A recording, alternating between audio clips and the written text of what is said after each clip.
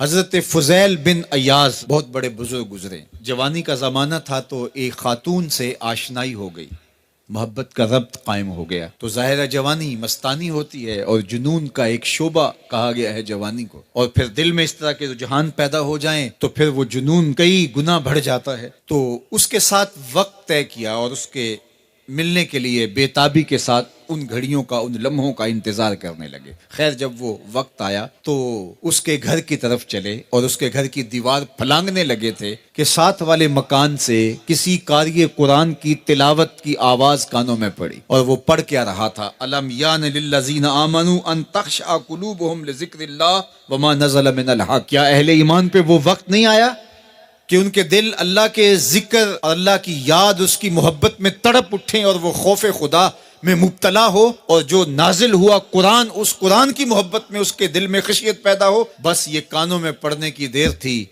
कि दोबारा गली में छलांग लगाई और कहा मेरे ऊपर वो वक्त आ गया है। और जंगलों को रोते हुए निकले और हजरत फुजैल बिन अय्याज फिर वलियों के इमाम करार पाए।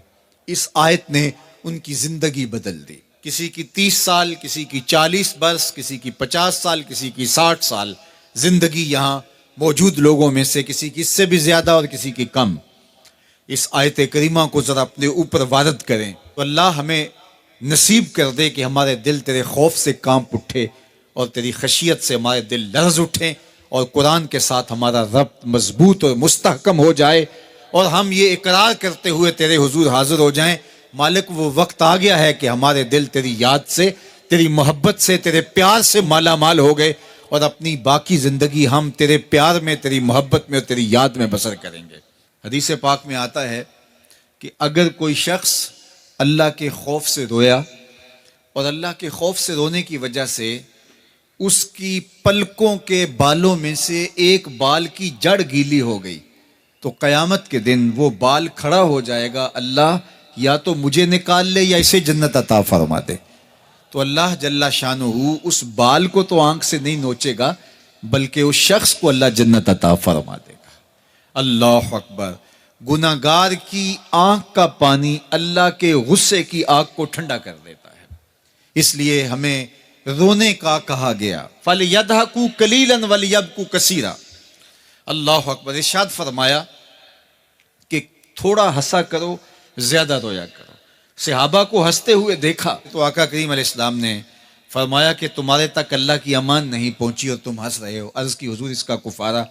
तो फरमाया इसका कुफारा ये है कि जितना हंसे हो इतना ही तुम्हें रोना पड़ेगा। मैं और आप जरा अपनी जिंदगी पर गौर और तदब्बुर करें। हमारी जिंदगी में हंसना ज्यादा है या रोना ज्यादा है? सवेर से लेकर शाम तक कह कहे ज्यादा हैं, ठट्ठे ज्यादा हैं, मजाक ज्यादा हैं, लतीफे ज्यादा हैं, या इबरतें ज्यादा हैं? तफक्कुर ज्यादा है, तदब्बुर ज्यादा है, सोच विचार ज्यादा है, याद इलाही में तड़पना ज्यादा है, आंखों से याद खुदा में बहने वाले आंसू ज्यादा हैं, या गफलत से फूटते हुए कह कहे ज्यादा है? मुझे और आपको अपनी जिंदगी का जरूर मुहासबा करना चाहिए। ठट्ठों से, मजाक से हमारी मजलिसें भरपूर होती हैं। हम दिन में जितना हंसते हैं, क्या उसका 10वां हिस्सा भी हम तन्हाई में बैठ के अल्लाह की याद में रोते हैं? अगर ऐसा है तो मुबारक हो, और अगर ऐसा नहीं है तो अल्लाह से आंसू मांगो, अल्लाह से दर्द मांगो, उसकी याद में रोना मांगो, उसके जिक्र में तड़पना मांगो, उसकी मोहब्बत में बेताबियां मांगो, आंसू मांगो, सिसकियां मांगो, तड़पने फड़कने की तौफीक दे, दिले मुर्तजा सोज़े सिद्दीक दे। उसके हुजूर अर्ज करो कि मालिक हमें तड़प दे, हमें सोजो गदाज दे, हमें कैफो सुरूर की दुनिया नसीब फरमा दे, हमारी आंखों को आंसुओं का जमाल अता कर दे। और अगर हमारी आंखों में आंसू नहीं है, हमारे पास कह कहे हैं, कहते हैं जो हंसता हुआ गुनाह करेगा वो रोता हुआ जहन्नुम में जाएगा, और जिसने यहाँ दुख सहे, तकलीफें सही, आलाम सहे, उसके बदले में अल्लाह ताला उसको वहां राहतें अता फरमाएगा। फरमाया कि मोमिन के पांव में कांटा भी चुभे तो अल्लाह जल्ला शानहू इसका सिला भी उसको कयामत के दिन अता फरमाएगा।